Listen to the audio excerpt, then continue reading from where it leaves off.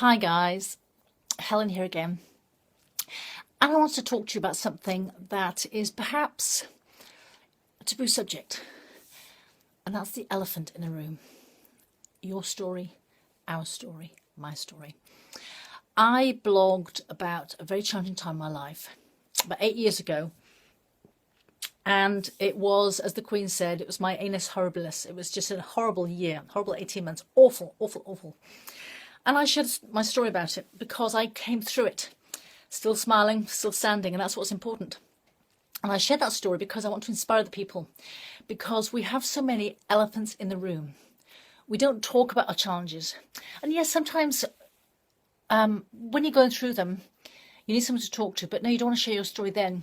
We need to share our story when we've come through it, to show others, you can get through this, because I know you can. I speak from experience. I've been through lots of challenges, no more, no less than other people's, but just different.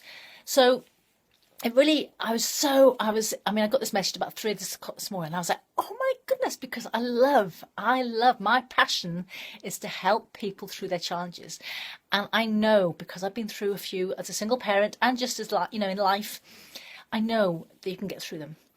And I get so sick of these elephants in the room where people just don't talk about their challenges. And it's when you talk about them, you realise, oh my goodness, so you've been through this too? Oh my goodness. And it's like you want to give them a big hug and say, oh, so I'm not alone. You're not alone.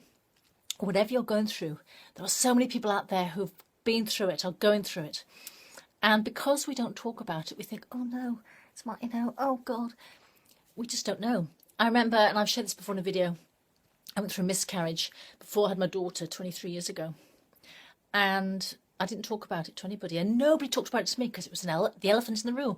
What do you say to somebody when they've miscarried? What do you say? You just say sorry and give them a hug or send a card or say, I'm so sorry. That's all people want to hear. But anyway, back to the topic.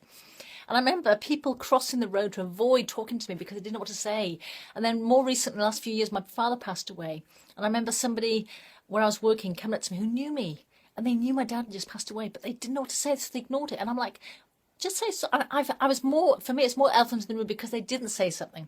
Anyway, back to the subject. So I was just over the moon with this lady who was having a hard time, was inspired by my story.